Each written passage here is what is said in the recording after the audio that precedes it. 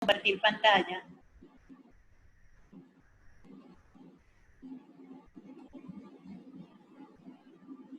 Como ya estoy compartiendo Padre, aparece un botoncito rojo que dice al ladito grabar. de compartir pantalla, padre. En el botón abajo, rojo, bueno, en el mío es blanco. Ah, ok. Ya.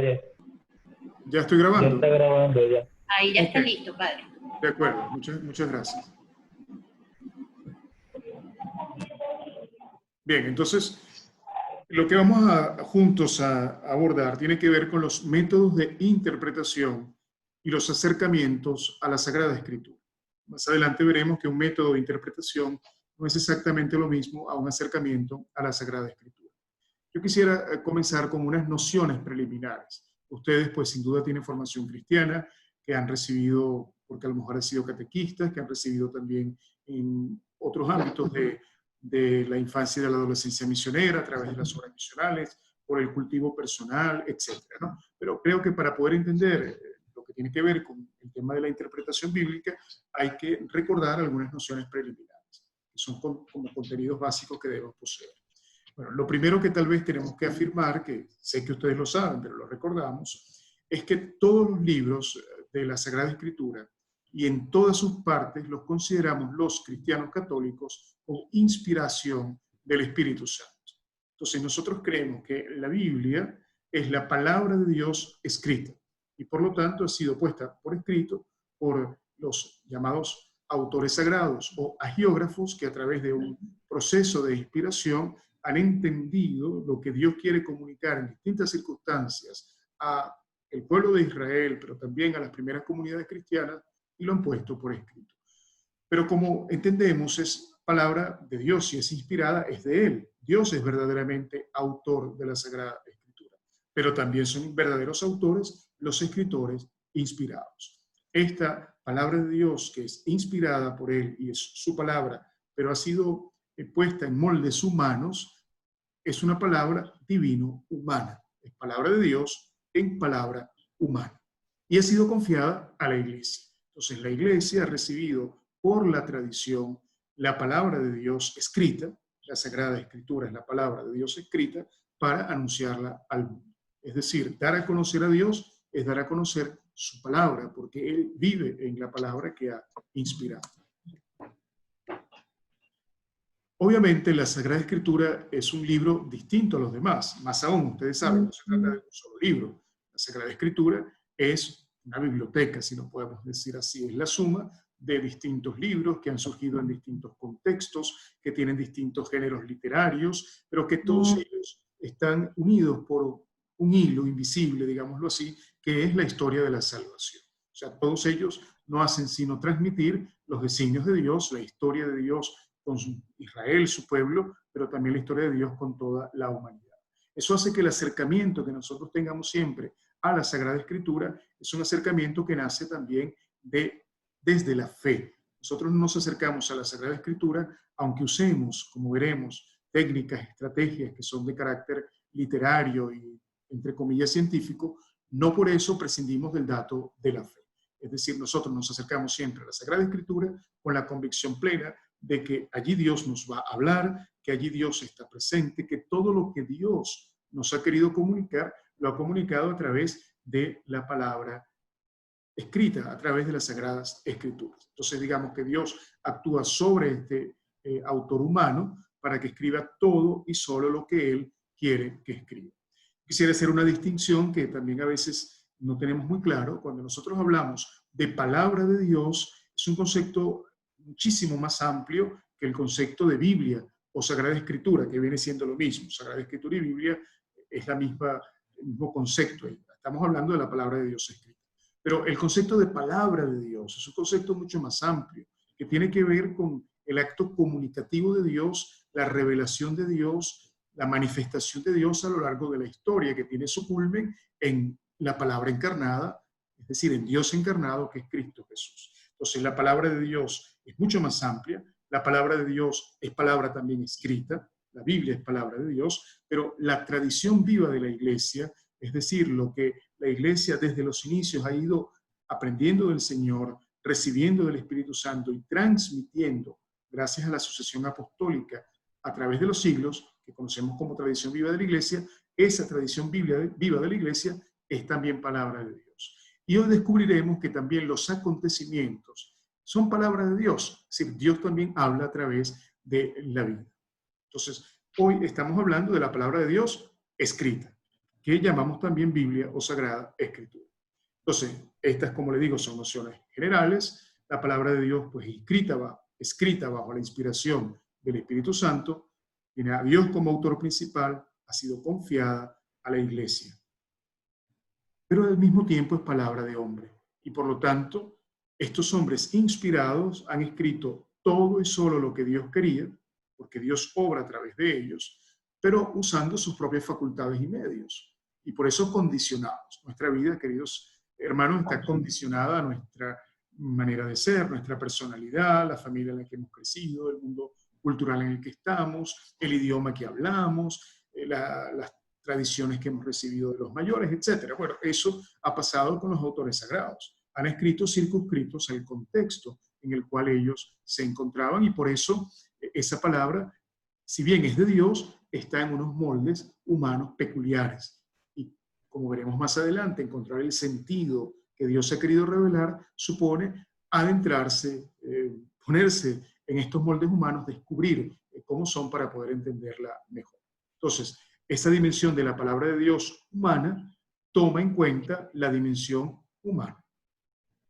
Entonces, una palabra sujeta a los condicionamientos de la lengua y entonces es necesario hacer uso de todas las herramientas, los conocimientos, las ciencias que nos permiten conocer el entramado de la palabra humana.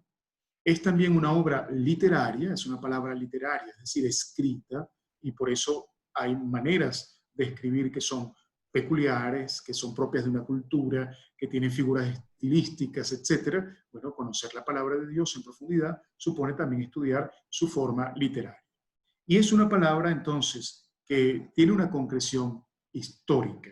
Ha sido producida, escrita en un determinado contexto histórico y social. La Biblia no es atemporal, sino que lo que narra y lo que transmite está circunscrito al tiempo. Y por eso tenemos muchas veces que retroceder en el tiempo para entender cómo entendieron aquellos lo que Dios les había revelado.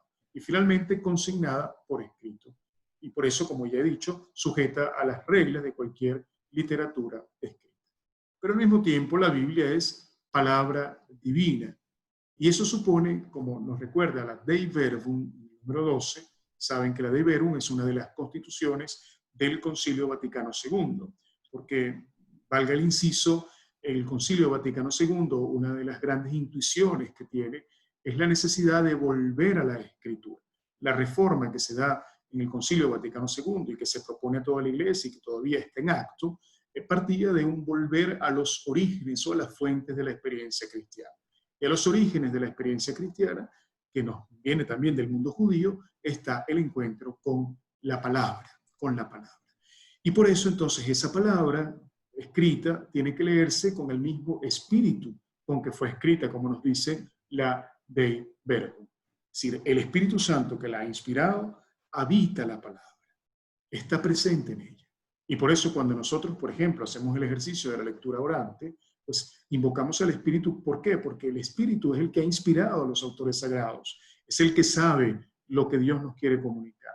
Y a Él lo invocamos para que eso que ha comunicado a través de los autores sagrados, y ahora lo leemos, también nos lo comunique a nosotros en el verdadero sentido que Dios ha querido darle a esa palabra, que fue conocido por el autor sagrado, pero que nosotros pues estamos a una distancia grande en el tiempo y necesitamos las nociones y digamos, necesitamos el auxilio del Espíritu Santo para poderlo entender. Por eso dirá San Pablo que el Espíritu Santo es como el traductor que nos permite conocer el querer, la voluntad de Dios en nuestra alma. Y otro de los elementos, hemos visto, la Biblia es palabra humana, es palabra de Dios, pero también es palabra actual. Y esto es algo que en estas nociones preliminares ya podemos decir. ¿Por qué? Porque la Biblia, pues si es palabra eterna, como Dios es eterno, aunque esté circunscrita a contextos históricos, no está por ello, digamos, limitada a esos contextos. Está dicha en esos contextos, pero está dicha para siempre.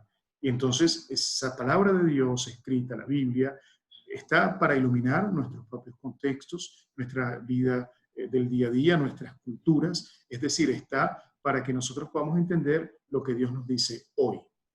De tal manera entonces que esa palabra ilumina los acontecimientos también que vivimos. Veremos al final de la presentación cómo en América Latina hemos hecho un camino en el que hemos podido entender que leemos la palabra desde la vida, pero también leemos la vida desde la palabra, ¿no? Parece un juego de palabras, pero no lo es. Es decir, esta palabra está para iluminar nuestra vida, pero también la vida, como les he dicho, de alguna manera es palabra de Dios. O sea, las cosas que nos pasan, la vida misma, es un lugar donde Dios habla, donde Dios se manifiesta. Y entonces, ¿cómo discernir lo que Dios nos está diciendo en la vida? Bueno, pongámonos frente a lo que Dios ha dicho en la vida de tantos hombres y mujeres en la historia sagrada, pero sobre todo lo que ha dicho en la vida de Jesús. Y entonces lo que Dios ha dicho en la vida del Hijo amado, que es Jesús, es el criterio de discernimiento para saber lo que Dios está diciendo también a nuestra propia vida.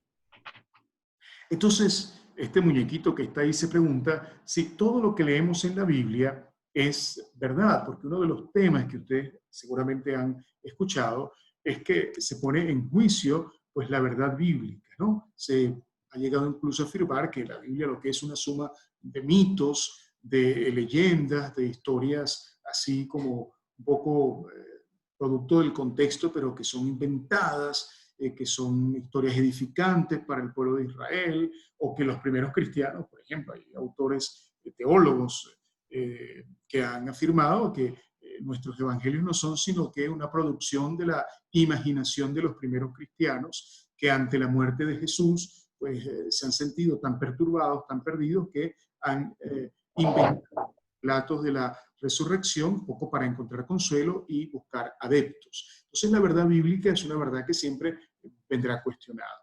Ahora, lo que sí podemos afirmar es que estamos delante de una verdad revelada de orden salvífico, no una verdad científica, ni siquiera una verdad histórica. Y es donde algunos pues pierden un poco el horizonte. Nosotros no podemos decir que la Biblia tiene una verdad científica o histórica, o podemos usar la Biblia para probar argumentos meramente humanos o argumentos científicos o dudas que tengamos. No, en la Biblia hay errores en el ámbito de lo histórico y de las explicaciones científicas que se han dado, un poco forzando la Biblia. No, la Sagrada Escritura nos enseña el plan de amor de Dios, nos enseña el ser de Dios y también el ser nuestro.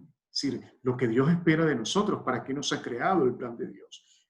Entonces, la Biblia sí es verdad, claro que en la Biblia todo lo que vemos es verdad en orden a la salvación.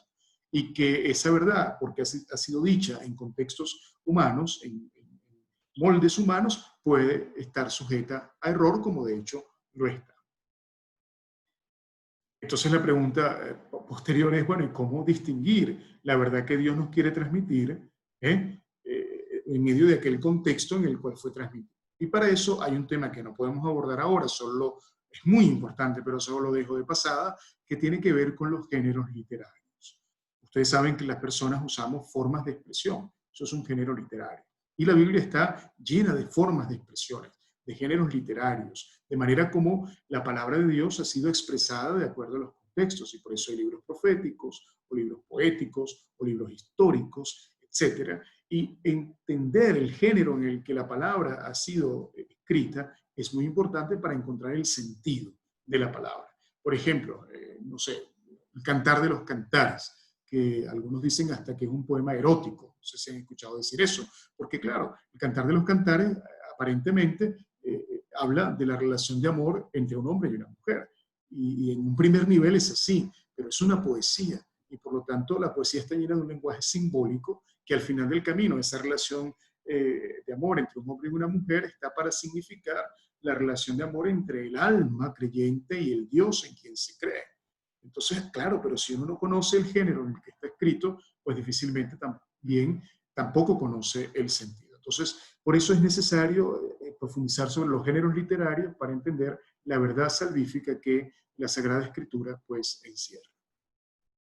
Entonces, si no tenemos en cuenta los géneros literarios, podemos pensar que la Biblia dice lo que en realidad lo dice, es lo que he tratado de decirle. Entonces, en este sentido, la iglesia, pues siempre, desde los inicios, también en el mundo judío, la iglesia en el mundo judío antes de nuestro Señor, pues ha tratado de entender los textos sagrados, de buscar el sentido de la escritura. Y también el cristianismo, desde los inicios, los padres de la iglesia, los padres apostólicos, pues han buscado entender lo que aquellas obras incipientes que nacían cooperando los evangelios o las cartas de Pablo, cómo entenderlas de acuerdo al contexto en el que fueron escritos. Hoy en día, claro, contamos con la investigación moderna de los siglos XVIII, XIX y XX, que, bueno, nos han dado también otros parámetros de comprensión de los textos sagrados. Y por eso entonces, sobre todo en el siglo XIX y en el siglo XX, donde, bueno, como ustedes bien lo saben, ha habido un poco antes del siglo XIX y del siglo XX, pero el siglo XIX y el siglo XX son herederos de una cultura científica, del método, como ustedes conocen, científico, el creer que solo lo que se puede probar existe, etc. Entonces, bueno, hay unos métodos que, digamos, no son científicos porque pueden ser puestos debajo de un microscopio, pero que responden, sí, a una manera de proceder con rigor que permite abordar los textos y tener algunos resultados. Entonces, bueno, en el siglo XIX y en el siglo XX se han desplegado una cantidad de métodos que nos vienen de ciencias auxiliares, como la antropología, como la sociología, como la psicología, que nos ayudan a esclarecer el sentido de los textos sagrados, que, como saben, muchos de ellos pues, tienen más de 2000 años, si hablamos del Antiguo Testamento, ¿no? Entonces, ese puente que se tiene que establecer nos lo ayuda a construir las ciencias auxiliares para la interpretación bíblica. Entonces, lleguemos aquí a este primer punto, entender que se hace necesaria la interpretación de la Biblia, ¿no? Porque la Biblia, como les he dicho, tiene que ser interpretada y contextualizada para que preserve su valor perenne.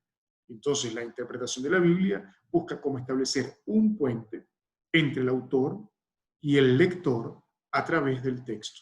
Es en el texto donde el autor primero y el lector actual pues se encuentran, donde el pasado pues viene a iluminar el presente y da significado al hoy de la historia de quien lee el texto sagrado. Yo quisiera pedirle, no sé si alguno tiene la Biblia ahí a la mano. Sí, señor. ¿Quién quiere, por favor, leer Hechos 8, 25, 40? Así si alguno se durmió, se despierta. A ver.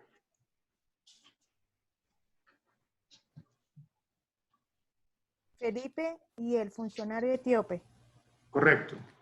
Después de esto, un ángel del Señor le dijo a Felipe, levántate y vete al sur, por el camino de Jerusalén a Gaza. Este camino pasa por el desierto. Felipe se levantó y se fue, y en el camino se encontró con un hombre de Etiopía. Era un alto funcionario tesorero de la reina de Etiopía, el cual había ido a Jerusalén a adorar a Dios. Iba de regreso a su país, sentado en un carro y leyendo el libro del profeta Isaías. El Espíritu le dijo a Felipe, ve y acércate a ese carro. Cuando Felipe se acercó, oyó que el etíope leía el libro de Isaías y entonces le preguntó, ¿entiende usted lo que está leyendo? Y el etíope le contestó, ¿cómo lo voy a entender si no hay quien me lo explique? Y le pidió a Felipe que subiera y se sentara junto a él. La parte de la escritura que estaba leyendo era esta. Fue llevado como una oveja al matadero, como un cordero que se quedaba callado, delante de los que lo trasquilan. Así tampoco abrió él la boca. Fue humilde y no se le hizo justicia. ¿Quién podrá hablar de su descendencia? ¿Por qué su vida fue arrancada de la tierra? El funcionario etíope le preguntó a Felipe, dígame por favor, ¿de quién dice esto el profeta? ¿De sí mismo o de alguien o de algún otro? Entonces Felipe, tomando como punto de partida el lugar de la escritura que el etíope leía, le anunció las buenas noticias acerca de Jesús. Más tarde, al pasar por un sitio donde había agua, el funcionario dijo: aquí hay agua, ¿no podría yo ser bautizado? Entonces mandó parar el carro y los dos bajaron al agua y Felipe lo bautizó. Cuando subieron del agua, el Espíritu del Señor se llevó a Felipe y el funcionario no lo volvió a ver, pero siguió su camino lleno de alegría. Felipe se encontró en Azoto y pasó de pueblo en pueblo, anunciando las buenas noticias hasta llegar a Cesarea. Palabra de Dios.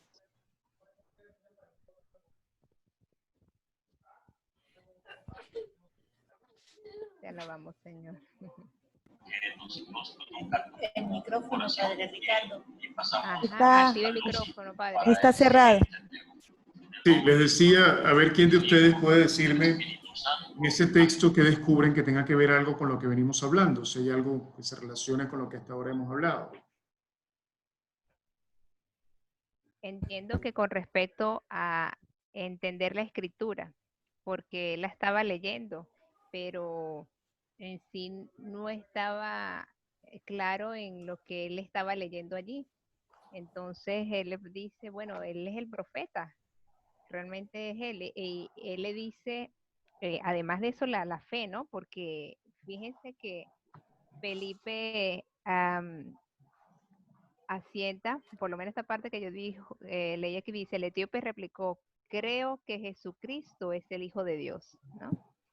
Él estaba leyendo sobre él, pero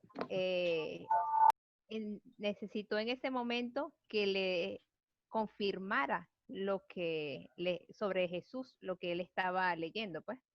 Y cuando se acerca, él dice, creo, ¿no? Hay una interpretación allí. Primero él lee, luego él le ayuda a entender, pero claro, no es sino a través de la fe también que lo acepta y accede a bautizarse, incluso pide bautizarse. Muy bien, Corneli. Sí, es eso que nos dice nuestra hermana. El etíope era etíope, es decir, no era judío, y probablemente eran los llamados prosélitos, de aquellos que tenían simpatía por el judaísmo, pero no eran judíos, y venía leyendo la escritura y no entendía ese pasaje de Isaías. Y va por el camino, empujado por el Espíritu Santo, como era el texto, Felipe, uno de los 7 diáconos, y bueno, ¿cómo puedo entender si nadie me hace de guía? Y Felipe pues le ilustra acerca de nuestro Señor, de quien habla también esa profecía, y eso, como ha dicho muy Corneli, mueve la fe. El anuncio del querigma, el anuncio de la vida de nuestro Señor mueve la fe y el hombre se bautiza. Entonces, efectivamente, necesitamos siempre alguien que nos ayude, que nos haga de guía para entender la palabra de Dios. O sea, no se extiende la palabra de Dios solo con buena voluntad, sino que es necesario pues adentrarse en ella y hacerlo también inspirado por el Espíritu Santo, sin duda, pero también con herramientas que nos ayuden. En ese sentido, este proceso de conocer el texto es lo que se ha denominado la hermenéutica bíblica. La hermenéutica existe también en el ámbito de la lingüística, pero ahora hablemos en el ámbito bíblico. Es una ciencia o un arte de la interpretación de la Biblia. Entonces, es la disciplina de los estudios bíblicos que delinea los principios y los métodos para interpretar el significado o el sentido del texto de la Biblia y aplicarlo a nuestra vida. Entonces, la hermenéutica tiene que ver con el establecer como unos principios y unas reglas que puedan ser común a todos los que se acercan al texto para encontrar el significado o el sentido del texto que luego pueda ser actualizado a la Biblia. Porque luego vamos a ver otro concepto así con una palabra que parece una grosería, que es la exégesis bíblica. Lo vamos a ver un poquito más adelante, pero que es distinto a la hermenéutica. La hermenéutica tiene que ver con los principios y las reglas generales para poder aproximarse e interpretar un texto. Para poder entender esto de los sentidos, porque esto es muy importante, muchachos, esto del tema de los sentidos, perdón, del texto, es muy importante porque, un momento que estoy tratando de minimizar. Ok. el tema de los sentidos. Es decir, porque si la hermenéutica busca interpretar el significado o el sentido del texto, cuando hablamos de significado de sentido, estamos hablando de aquello que entendió el autor sagrado. Pero ¿cómo podemos, si no podemos entrevistar y decirle a, no sé, a Lucas, ven acá y dinos qué quisiste decir con este discurso de Jesús? No lo podemos hacer. Entonces, necesitamos, pues, como ir al texto, ver todos los elementos que hay allí y tratar de inducir el sentido. Entonces, el sentido literal es el primer sentido que encontramos. O sea, se refiere al significado de las palabras en sí mismas, sin ninguna búsqueda de un significado espiritual o místico. No, no, no. Lo que las palabras dicen, cuando dice, salió la parábola de Jesús, salió el sembrador a sembrar. ¿Qué está diciendo? Que hay un sembrador y que salió y que sembró. Ese es el sentido literal, lo que ha sido expresado directamente por los autores humanos inspirados. También se le llama sentido verbal o gramatical, sentido llano, etc. Tiene muchas definiciones, pero es el sentido primero que nos encontramos ante el texto. Ustedes, los muchachos más jóvenes, ahora dicen mucho literal, ¿no? Yo no sé si lo que quieren decir cuando dicen literal es como que, bueno, ¿qué es eso? ¿Qué es precisamente eso que estás expresando, ¿no? Bueno, algo de eso tiene que ver. O sea, el sentido tal cual es el sentido literal. Luego, claro, hay un sentido espiritual que está, digamos, inmerso en el sentido literal, que es lo que Dios quiere comunicar y significar a través de esas palabras. Ese sentido se encuentra bajo la inspiración del Espíritu Santo. Por ejemplo, la parábola del sembrador, sin duda alguna, que es una parábola que además Jesús explica, entendemos que hay un simbolismo detrás del sentido literal y que ese simbolismo tiene un carácter también espiritual. Pero hay también lo que en la Escritura se llama el sentido pleno. Es muy interesante esto. ¿Por qué? Porque si el lenguaje humano es limitado, Dios a través del lenguaje humano nos ha dicho todo. A través de ese lenguaje, de alguna manera, está circunscrito al límite del lenguaje. El sentido pleno quiere decir que hay muchas otras cosas que a lo mejor el autor sagrado pues, entendió y puso por escrito, pero que Dios se sirve de eso que está puesto por escrito para decir muchas cosas más. Entonces, el sentido pleno es un sentido más profundo del texto, querido por Dios, pero no claramente expresado por el autor humano, o que va más allá de lo que el autor humano ha expresado. Por eso, cuando nosotros leemos la Sagrada Escritura, la gente suele decir, bueno, es que a mí la palabra me ha dicho esto, a mí me ha dicho aquello, y al otro le ha dicho otra cosa. Bueno, porque hay un sentido que va más allá de lo que estrictamente es el sentido literal y que Dios ha puesto también en los textos sagrados. Entonces tenemos un sentido literal, un sentido espiritual y el sentido pleno, es decir, un sentido que va más allá de lo que el autor ha comprendido y ha puesto por escrito. Es decir, de eso que ha puesto por escrito, Dios se sirve para decir muchas cosas más. Y eso es el sentido pleno de la Escritura. Este gráfico lo tengo aquí un poco para explicar algo muy importante en el tema de la interpretación. Y esto viene de un sacerdote que ha vivido muchos años en Brasil, el padre Carlos Meisters, muy conocido y que ha desarrollado pues, todo lo que tiene que ver con la lectura popular de la Biblia. Y él dice que cuando nosotros escuchamos la palabra de Dios, tenemos que tener en cuenta que el texto bíblico que tenemos en la mano, antes de él hay un pretexto, es decir, hay un mundo que acompaña el texto, el mundo cultural, social, religioso del autor sagrado. Eso es el pretexto, todo lo que está por detrás del texto. Y hay también un contexto del lector. El pretexto tiene que ver con el autor y el contexto tiene que ver con el lector. El que se acerca a la Biblia, él también tiene un contexto. No es lo mismo que a lo mejor que un, no sé, africano se acerca al texto en su contexto que se acerca a un alemán. O sea, son dos mundos culturales, dos estructuras culturales distintas. No es igual que usted se acerque al texto lleno de alegría, con un estado anímico positivo, a que usted se acerque al texto a lo mejor lleno de tristeza o en un momento duro de su vida. Y luego está el texto en sí mismo. Entonces, este triángulo quiere decir que todos estos elementos están allí presentes cuando tratamos de conocer el sentido del texto. Lo que el autor es y su mundo, lo que el lector es y su mundo, y el texto está como en el medio, mediando entre el autor y el lector. Cada vez aquí se ve un poco mejor, ¿no? porque se necesita un diálogo contextual, porque las Sagradas Escrituras pues dictan en el tiempo de nosotros. El contexto histórico de las Sagradas Escrituras, sea del Antiguo como del Nuevo Testamento, es el del Oriente Medio, una cultura reflexiva, una cultura más introspectiva, una cultura que está mediada por lo simbólico, a un contexto como el nuestro, que es un contexto más racional, menos, digamos,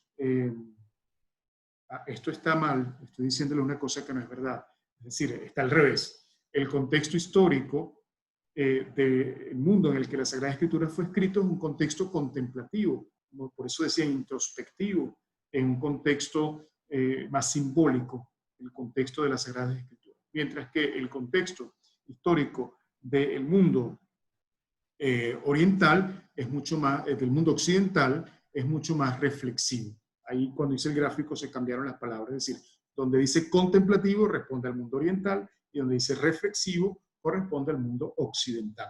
El mundo oriental donde la Sagrada Escritura ha nacido es un mundo más contemplativo. Es un mundo, digamos así, más introspectivo y más simbólico.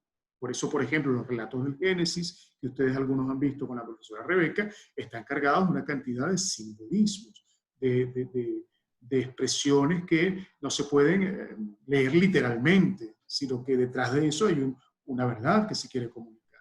El hombre oriental actúa así por imágenes, el hombre occidental actúa más a nivel racional, a través de conceptos, de categorías y menos a través de imágenes. Entonces, por eso se tiene que dar un diálogo contextual y el intérprete sirve para eso, para hacer entender cómo aquello que fue dicho en otra mentalidad podemos hoy leerlo con la nuestra sin perder el significado original del texto sagrado.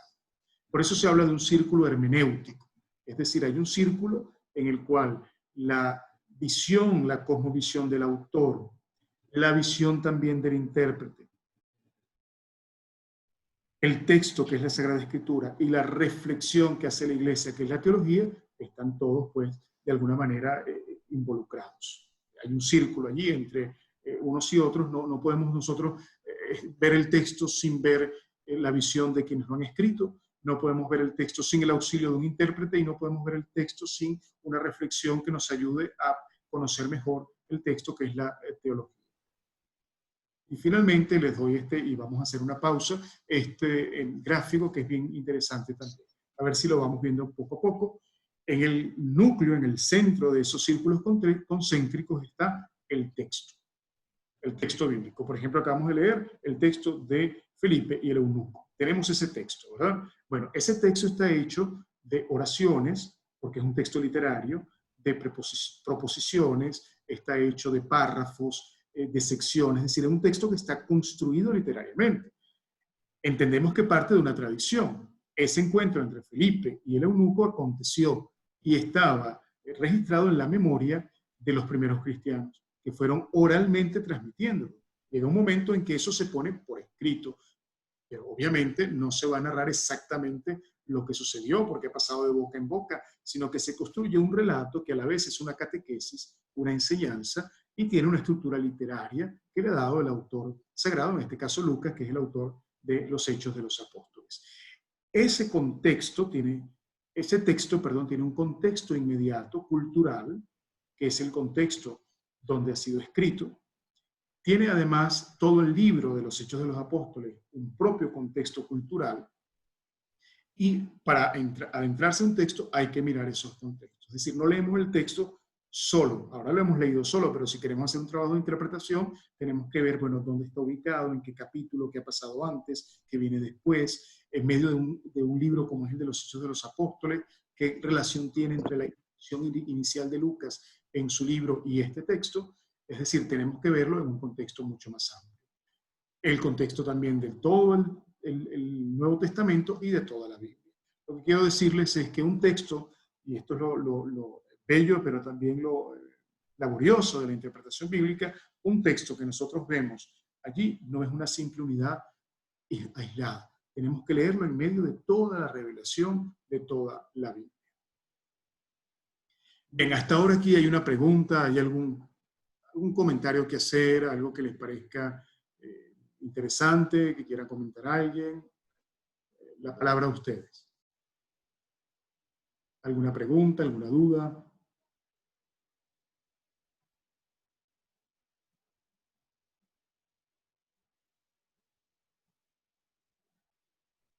A ver, no todos a la vez. No por ahora. No por ahora. ¿Alguien más?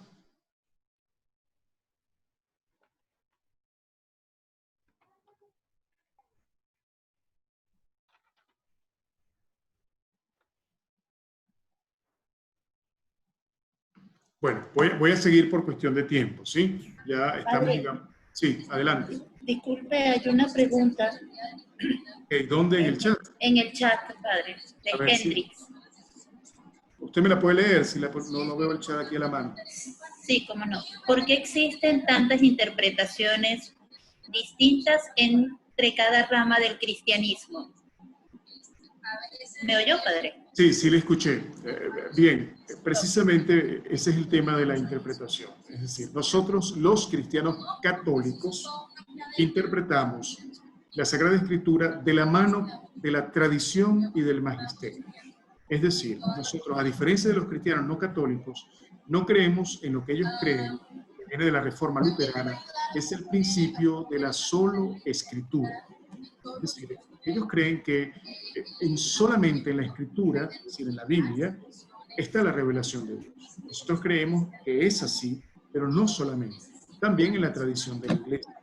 Es decir, ¿cómo nace la Biblia? La Biblia nace, voy a pedirle que por favor cierren los micrófonos para que no entre el ruido. La Biblia nace de la tradición oral. Los evangelios que tenemos nacen de la experiencia de los apóstoles, vivieron con nuestro Señor, lo fueron transmitiendo hasta el momento en que fue necesario ponerlo por escrito para que no se perdiera la experiencia que habían tenido de Jesús, lo que habían vivido con Él, lo que habían escuchado y sobre todo el acontecimiento de su muerte y de su resurrección. Se pone por escrito para las generaciones siguientes. Pero antes de ponerlo por escrito, hay una tradición oral. Esa es la tradición viva de la iglesia, que además continúa porque el Espíritu Santo sigue asistiendo a la iglesia. El Señor nos dejó al Espíritu Santo. Entonces, la tradición viva nos ayuda a entender mejor la palabra de Dios. El magisterio, es decir, la enseñanza de nuestros obispos, del Santo Padre, la enseñanza oficial de la iglesia, nos ayuda también a entender mejor la Escritura. Porque recuerden que nuestro Señor ha dado a los apóstoles el poder para atar y desatar, vayan y enseñen, etc. Es decir, es en los apóstoles, el Santo Padre, en los obispos, que son sucesores de los apóstoles, donde también el Espíritu Santo se manifiesta para que podamos interpretar la Biblia. En cambio, en las iglesias cristianas no católicas hay el concepto, digamos, o la experiencia de la libre interpretación. Es decir, cada uno invoca al Espíritu Santo, ¿verdad? Porque lo hacen, y se pone frente al texto y lo que cree que el texto le dice, pues eso para él viene de Dios. ¿Viene de Dios, no viene de Dios? Yo no lo puedo juzgar, pero hemos entendido, y si vemos la historia tiene de eso mucho que decir, cómo por interpretaciones erradas de la Sagrada Escritura se han hecho guerras santas, se ha esperado el fin del mundo y la gente se suicida porque ya viene el fin del mundo por un versículo bíblico mal interpretado. Entonces, por eso hay tantas interpretaciones, sobre todo en el mundo de las iglesias cristianas, porque hay el principio de la solo escritura, se interpreta la Biblia sin la tradición de la iglesia, sin el magisterio de la iglesia, porque no creen en el magisterio de la iglesia, no creen en el Papa ni en la asistencia que tiene el Papa y los obispos del Espíritu Santo, sino que cada quien pues es un libre intérprete de la Sagrada Escritura. Y eso trae consigo que en la libre interpretación nadie te regula, puedes introducirse allí pues tus pretensiones personales, tus fantasías personales, o sea, digamos, puedes al final hacerle decir a la palabra lo que quieres que la palabra diga. Eso por una parte. Luego, y esto es un poquito ya, y no me detengo mucho, pero lo menciono simplemente más profundo, es que en las versiones que hay de la Biblia, ustedes saben que la Biblia fue escrita en hebreo, el Antiguo Testamento, y algunos trechos de arameo, y el Nuevo Testamento en griego, y también en algunos textos en arameo. Entonces son las lenguas originales en las que ha sido escrita. Y cuando se hace la traducción a nuestras versiones, algunos traductores privilegian, lo vamos a ver un poquito más adelante, un aspecto, privilegian algunas lecciones, se llaman, es decir, algunos textos los privilegian antes que otros y le hacen decir a la palabra por esa elección, pues unas cosas que, bueno, a veces no dicen. Oye, un momentico solo que necesito, un momento solo, necesito decirle, un momento, si me permiten.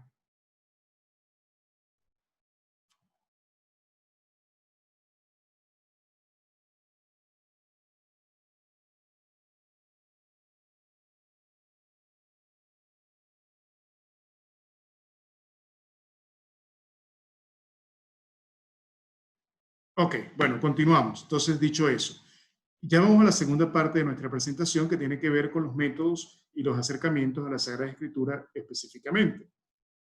Y aquí, pues, voy un poquito más rápido, porque quiero llegar al final para dejarles un ejercicio que creo que va a ser interesante.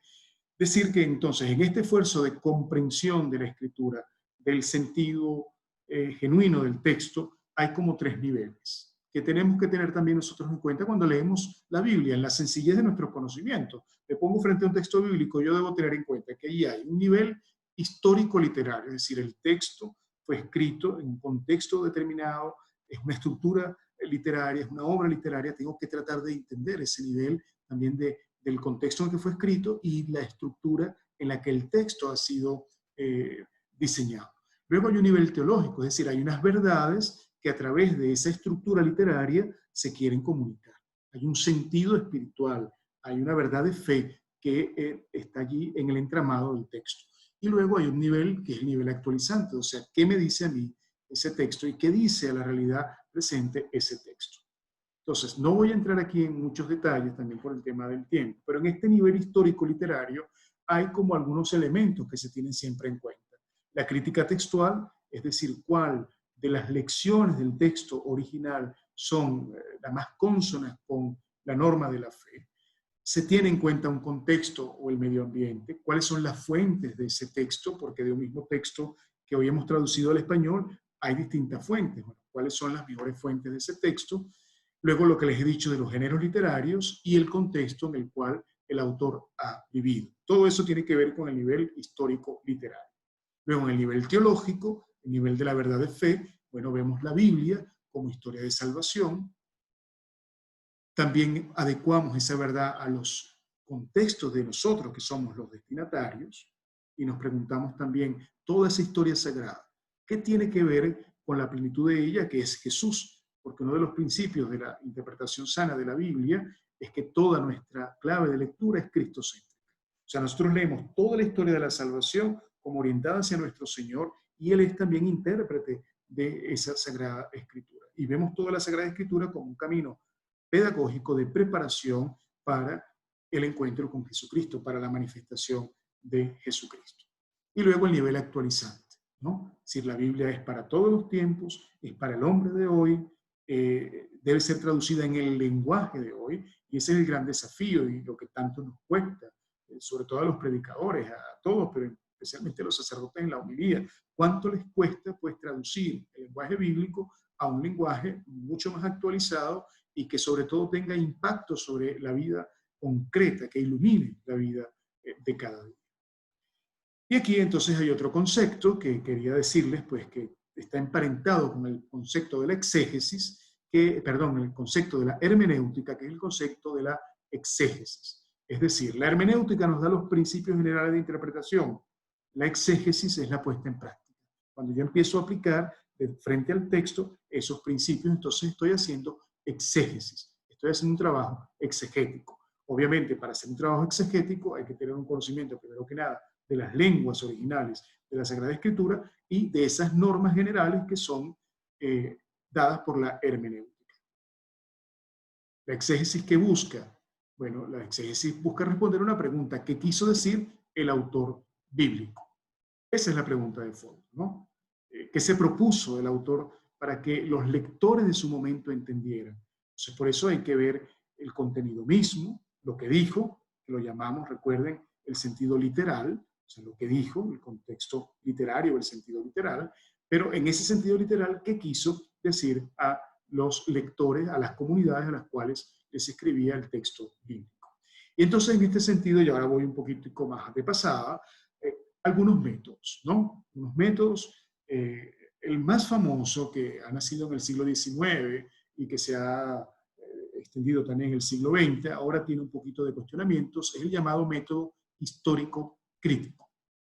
¿Qué hace el método? Ven ese señor que está ahí estudiando, eso es un pergamino de un texto original, entonces lo está estudiando, estará escrito en griego, seguramente, un texto del Nuevo Testamento. Y entonces, ¿qué hace el método histórico crítico? Ve el texto final, el que tenemos hoy, la Biblia que tenemos en la mano, lo ve como un proceso de formación muy lenta y va estudiando de manera diacrónica. Diacronía es una palabra que viene del griego, cronos es tiempo, día es una preposición que quiere decir a través. Entonces, el estudio diacrónico es el estudio a través del tiempo. Luego veremos que hay estudios que son sincrónicos, pero este es un estudio diacrónico, es decir, a través del tiempo.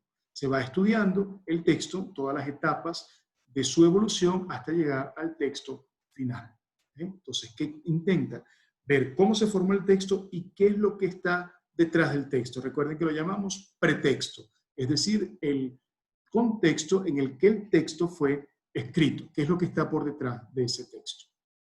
Ese método histórico crítico, fíjense, método histórico crítico, tiene unas etapas que no me puedo detener y la van a tener allí en su presentación, que ya está guindada en la plataforma de Classroom.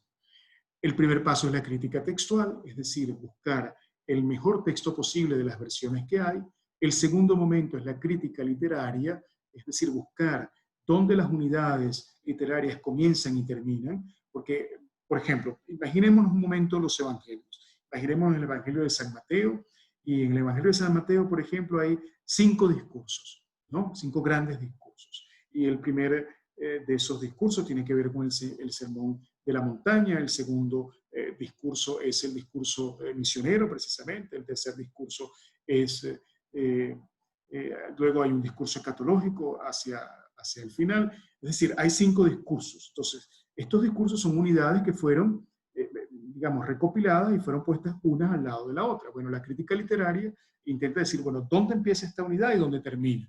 ¿Dónde empieza el sermón de la montaña y dónde termina? ¿No? Entonces busca eso, como entender la organicidad que tiene el texto.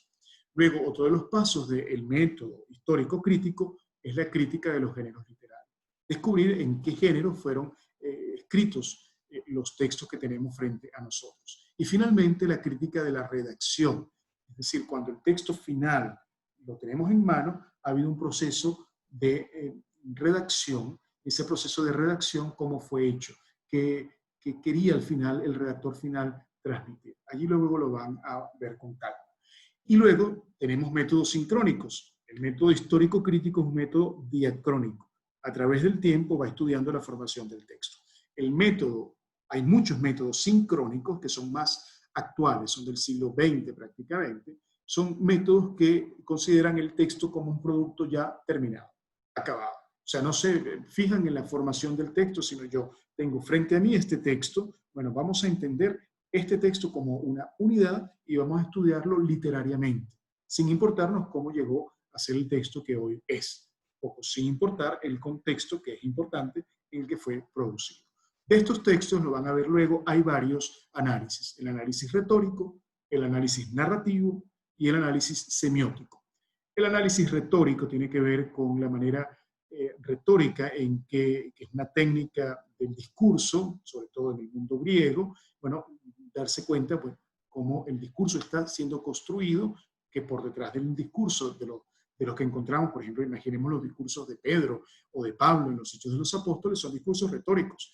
Es decir, han sido construidos con técnicas retóricas, en lo que, por ejemplo, la persuasión está muy presente, el auditorio al quien se dirige, las emociones que hay que despertar en el auditorio, etc. Es decir, el autor sagrado ha utilizado técnicas retóricas. Luego el análisis narrativo, que trata de ver, bueno, esta narración tiene un hilo conductor, cuál es el hilo conductor, cuáles son los personajes, los relatos, las modalidades de comunicación, etc. Hay un análisis que es hecho desde la narración del texto. Y otro un poco más técnico, que no me detengo, que es el análisis semiótico. Es decir, la semiótica es una rama de la literatura que trata del análisis de las palabras y de los contenidos que cada palabra tiene en sí misma. Luego hay otros luego aquí entonces entramos en el tema de los acercamientos. Como les he dicho, un método, digamos, tiene como una estructura bien diseñada. Un acercamiento tiene mucho que ver con el punto de vista de quien se aproxima a la Sagrada Escritura, ¿no? Hay como una precomprensión en los acercamientos y no tanto en los métodos. Por eso, este acercamiento, que se llama acercamiento canónico, basado en la tradición, es un acercamiento que siempre interpretará la palabra de Dios en el conjunto de toda la Biblia, ¿no? Va hacia atrás, digamos, este texto, no sé, por ejemplo, de la carta a los Colosenses, ¿qué tiene que ver con las otras cartas de Pablo? ¿Qué tiene que ver con el Nuevo Testamento? ¿Qué tiene que ver con los conceptos que maneja en otros libros del Antiguo Testamento? O sea, el acercamiento canónico tiene que ver con toda la Escritura. Hay otros acercamientos que tienen que ver con el recurso a las tradiciones judías de interpretación. Esto es muy, muy bello. Así comenzó la interpretación bíblica, es decir, ¿cómo hacían los judíos para interpretar sus textos? Bueno, los cristianos del inicio también lo hacían y todavía hoy también lo hacemos, porque hay, por ejemplo, construcciones en los textos bíblicos, pienso en las simetrías o en los llamados quiasmos o en los paralelismos, son todas figuras literarias del mundo judío que están allí en la Biblia, y entonces la interpretación tiene que conocer también esas figuras de estilo y de redacción del mundo judío. Y un tercer acercamiento basado en la tradición es el acercamiento llamado por la historia de los efectos del texto. Es decir, se va recorriendo un texto, la evolución de ese texto a lo largo del tiempo, y ese texto también, cómo ese texto ha influenciado, por ejemplo, la vida de la iglesia. Cómo se interpretaba al inicio, en los primeros siglos, cómo se interpretó en la Edad Media, cómo se interpretó en la Edad Moderna, etc., ¿no? Un acercamiento como evolutivo de lo que el texto ha venido haciendo en la vida de la iglesia. Hay otros acercamientos por las ciencias humanas. Entonces, por eso les digo, los acercamientos tienen más que ver con el punto de vista de quien se acerca. Entonces, creemos un acercamiento sociológico. Bueno, entendamos cómo eran las sociedades en los tiempos de Jesús, o las sociedades del tiempo de los macabeos, o las sociedades del tiempo patriarcal, etc. Estudiamos las sociedades para entender lo que expresan sus textos. Hay otros acercamientos, por ejemplo, de la antropología cultural, como era el lenguaje, el arte, la religión, los vestidos, los ornamentos, las fiestas, etc., que están en los grupos culturales de esos pueblos. Últimamente, en el siglo pasado, pues los acercamientos psicológicos o psicoanalíticos, o sea, el estudio de los personajes bíblicos, de sus dinámicas interiores, psicológicas, etcétera, es otro de los acercamientos que también está presente, sobre todo en el siglo pasado y también en este siglo, ¿no? Porque obviamente en algunos casos son personajes, en otros casos son personas, ¿no? Personas que realmente, sobre todo en el Nuevo Testamento, han tenido pues, una estructura psicológica peculiar. Pensemos en Pablo o en Pedro, ¿no? O sea, entonces el psicoanálisis trata y la psicología de ver los trazos de la personalidad de quienes hacen parte del mundo bíblico. Y finalmente, con esto sí vamos ya hacia el final, los acercamientos contextuales, que son muy modernos, ¿no? Por ejemplo, el acercamiento feminista, muy en boga en nuestros días, porque ustedes entenderán que la cultura semita del Antiguo Testamento y la de Jesús es una cultura patriarcal. Entonces, claro, nosotros llamamos a Dios Padre, y es nuestro Padre, claro que sí, Jesús nos lo ha revelado como Padre, pero nos lo ha revelado en su experiencia humana, lo ha sentido como su Padre, pero Dios es un espíritu puro, es decir, Dios no es un Padre realmente. Podemos decir que Dios se comporta como un Padre, pero no es un Padre humano. ¿Y por qué no podemos decir que Dios es Madre, no? Es también porque tiene entrañas de misericordia como una madre. Hay muchos textos que hablan de ese amor misericordioso de Dios como el de la madre, ¿no? Textos bellísimos de Isaías, te consolaré como una madre consuela a sus hijos. Entonces, Dios también es madre. Entonces, todo este movimiento feminista es un acercamiento de cómo depurar de tantas figuras patriarcales, machistas, la Sagrada Escritura para descubrir también un Dios que se revela desde la ternura, desde la cercanía, desde la debilidad, que también pues, son propias un poco de este feminismo. O el movimiento de liberación, o sea, de la teología de la liberación, que se acerca a la Sagrada Escritura y ve, por ejemplo, la epopeya del Éxodo, todo lo que tiene que ver con el Éxodo, el pueblo de Israel que es liberado del dominio del faraón, bueno, ve una clave de interpretación para liberarse de las dominaciones de los poderosos de este mundo. Son acercamientos contextuales, o sea, que vienen del contexto en el que el lector se pone frente al texto. Finalmente, unas orientaciones generales para la interpretación de un texto, ¿no? Que nos las da la Dei Verbum, como les digo, esta constitución dogmática del Concilio Vaticano II, y que son como generales y les sirven también a ustedes y les sirven a mí. El primero, considerar la intención del autor. Es decir, cuando nosotros estamos, por ejemplo, frente al Evangelio de San Mateo, ¿cuál era la intención de Mateo? ¿A quién escribe Mateo? Mateo escribe a cristianos que vienen del judaísmo. La intención de Mateo es hacerles entender que Jesús es el Mesías esperado por Israel. Entonces, todos los textos de Mateo están en esa sintonía. Han sido recopilados y estructurados para que todo conlleve a la afirmación de Cristo Jesús, que es el Mesías. O en Marcos, ya desde el inicio dice que esta es la buena noticia de Jesús, el Cristo, el Mesías, el Hijo de Dios. Marcos quiere dar a conocer a Jesús como el Hijo de Dios. Entonces, por eso el estudio de los textos sagrados, para entender la intención del autor. Luego, situar el texto en su contexto. Cuando ustedes toman un texto, ven, lo leen, luego es importante ir a las notas de pie de página para entender un poco el contexto que el texto tiene para poder entender el significado. Luego darse cuenta de que la revelación es progresiva, que nosotros tenemos textos terribles en el Antiguo Testamento, de gente que va a la guerra, de gente que se mata en el nombre de Dios, de asesinatos, etcétera, y parecerán que, bueno, que son benditos por Dios. ¿Por qué? Porque el hombre del Antiguo Testamento todavía no tiene la visión de Dios que tenemos nosotros. No es el Dios Padre misericordioso que Jesús nos ha dado a conocer. Ellos no lo conocían así. Entonces la revelación es progresiva. Luego la unidad de la Escritura, que un texto va interpretado dentro de toda la Sagrada Escritura. Y no se le puede hacer decir a un texto algo que es contrario a lo que en otra parte de la Sagrada Escritura se ha afirmado. O sea, es una interpretación totalmente fuera de lugar.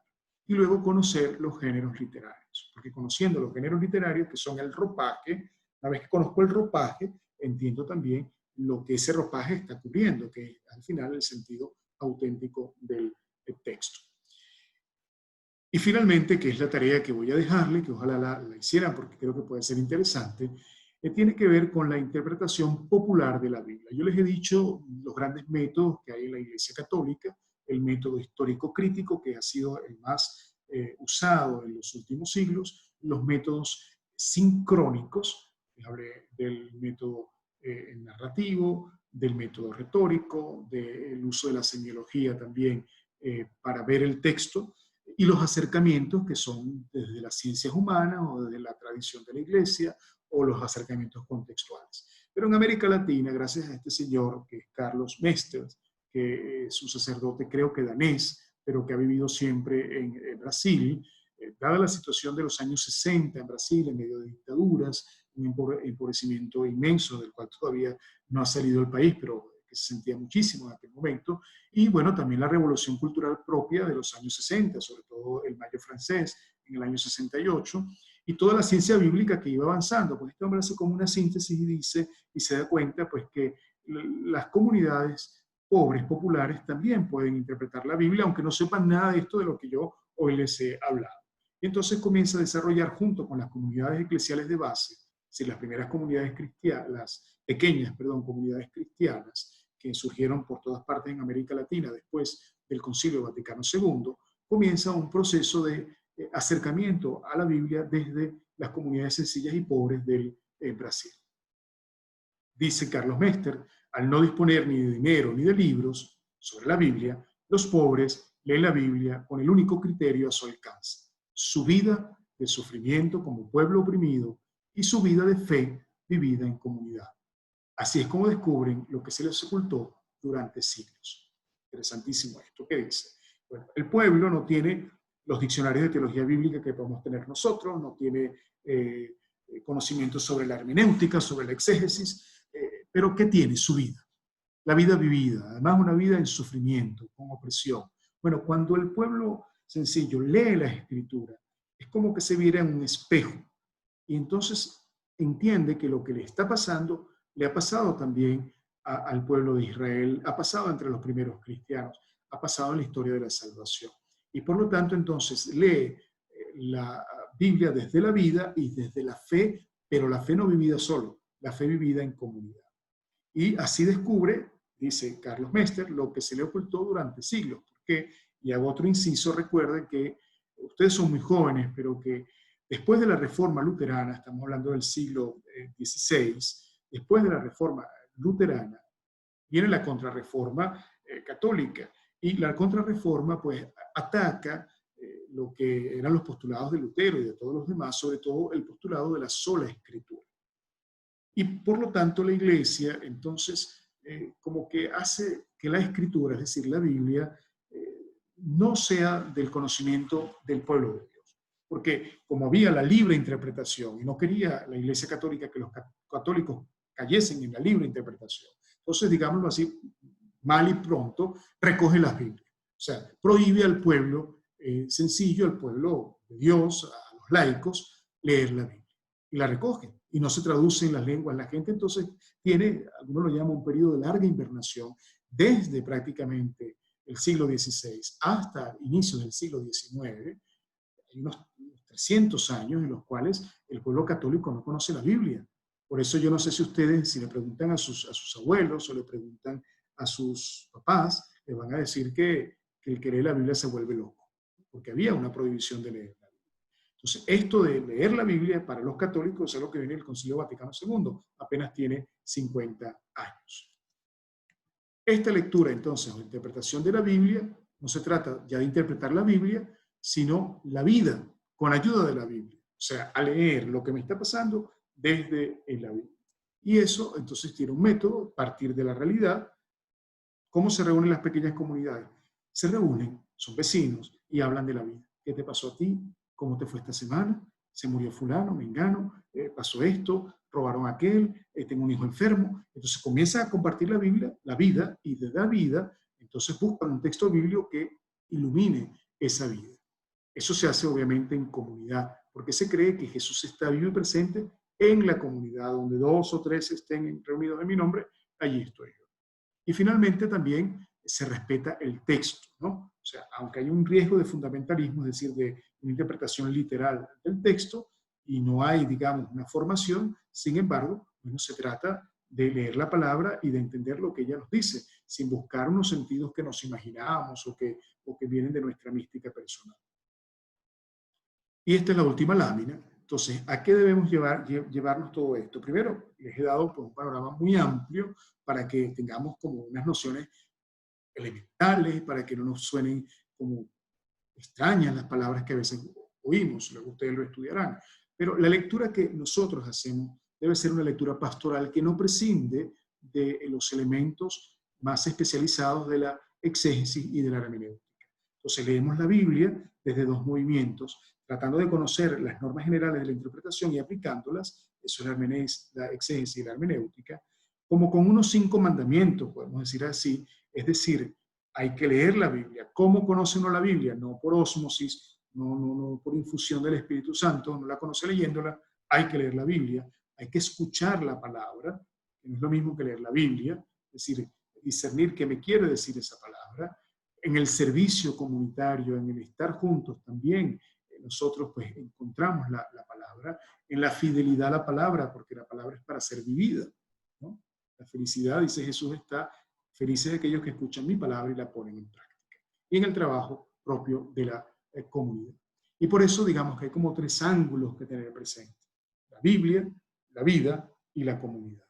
Y hay unos contextos que son más técnicos y que hay que conocer, como ya les he dicho, el contexto histórico, el contexto de la redacción, el contexto literario y el contexto espiritual.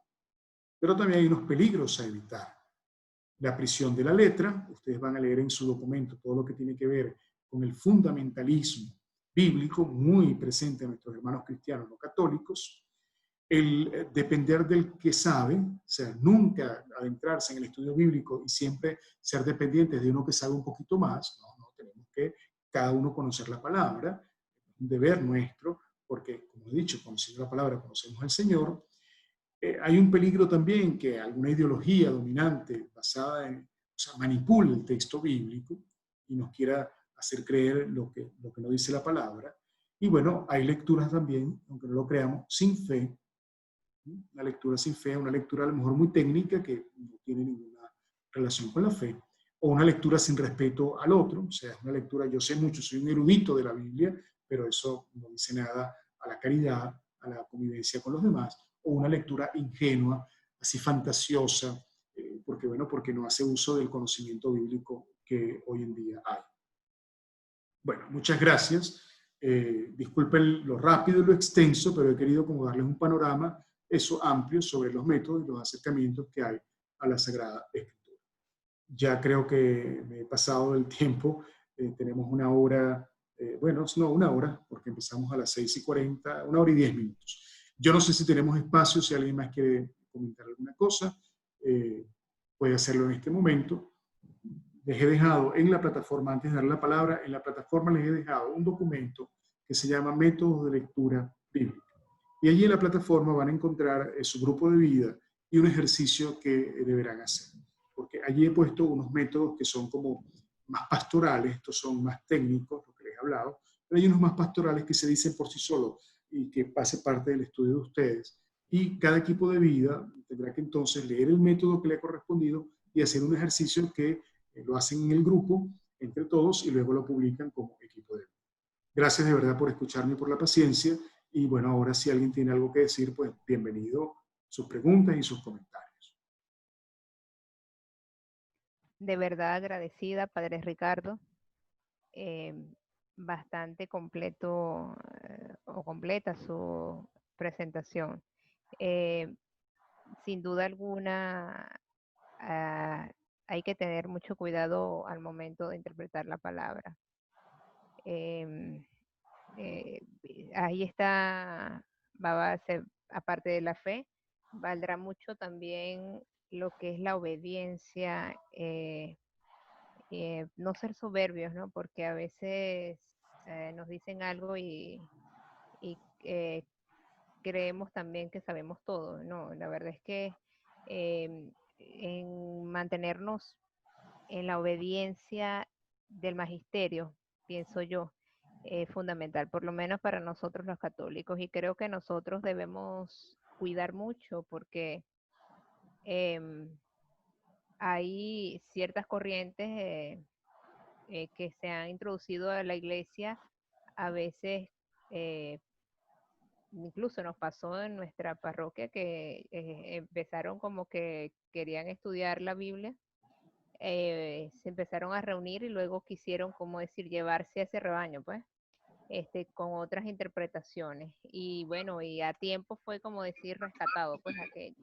Pero hay que cuidar mucho, nosotros cuando hay comunidades que están iniciando sus estudios sin querer ser o imponerse uno, pero sí con aquellos que tengan un poco más de conocimiento, pues poder orientarlos, sobre todo en todas estas partes que usted nos está explicando.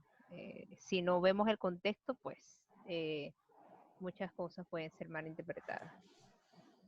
Muy bien, gracias Ornella. Y precisamente la lectura fundamentalista lo que prescinde es del contexto, prescinde del universo que está detrás de la palabra inspirada, y por eso hace una interpretación literal, no porque busque el sentido literal, sino porque hace una interpretación casi palabra por palabra, pero además amañada, porque yo siempre he dicho, bueno, aquella parte donde nuestro Señor dice que si tu ojo te es ocasión de escándalo, sácatelo, o si tu mano, córtatela, y yo no lo he visto a ninguno de ellos sin ojos y sin manos. Es decir, no se puede interpretar literalmente de esa manera la palabra de Dios. Es una manera incluso hasta infantil, pero bueno, así lo hace, ¿no? O sea, prescinde de todo contexto, prescinde del sentido espiritual también que tiene la palabra, y cuando conviene, pues se interpreta de esa manera literal. Muy bien, ¿alguien más?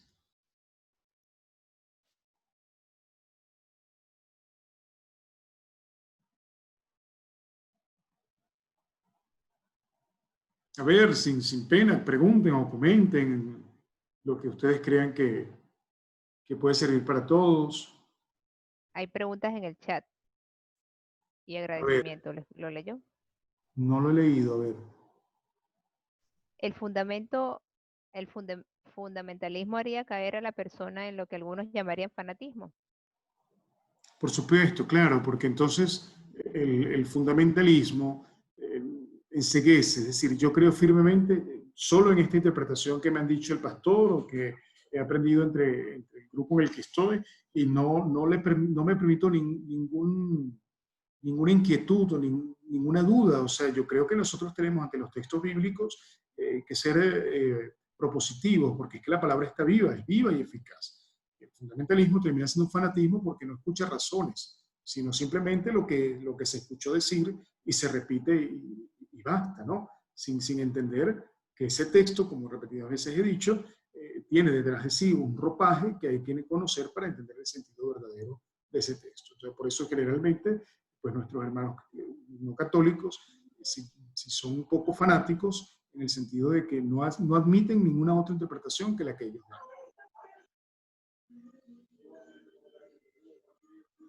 Aquí alguien pregunta sobre las diapositivas, están en Classroom, están allí ya colocadas en la plataforma, las puedo poner también en el chat de general, también la puedo poner, pero ya está todo en la plataforma de Classroom.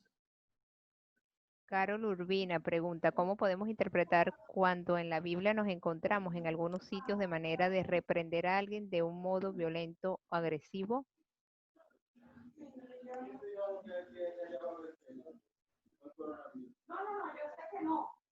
¿Cómo podemos, perdón?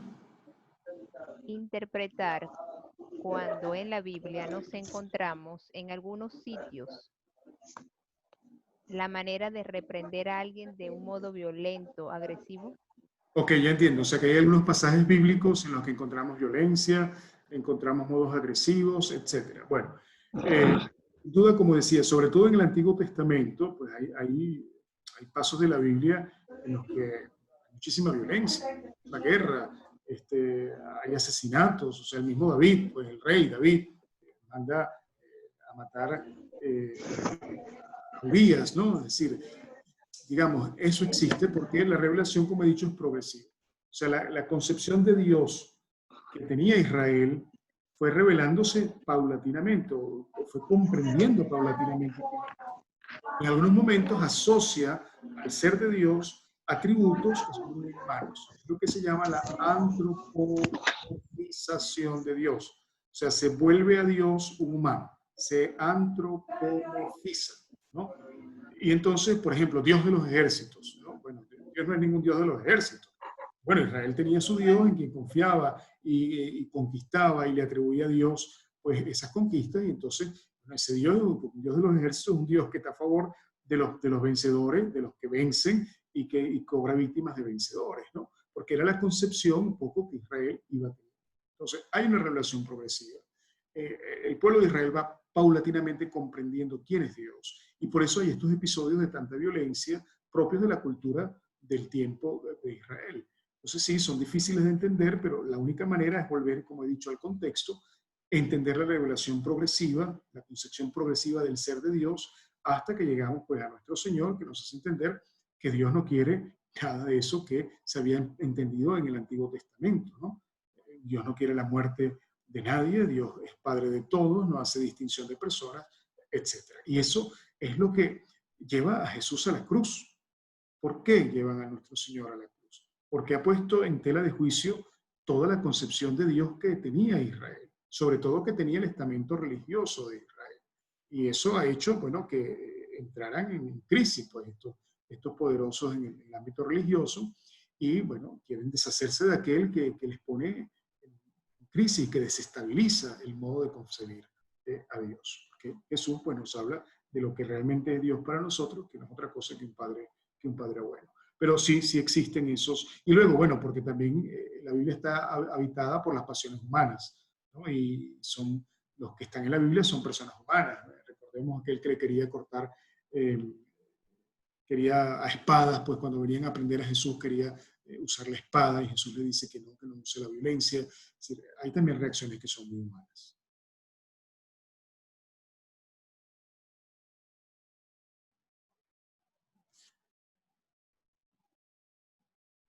A ver, ¿alguien más?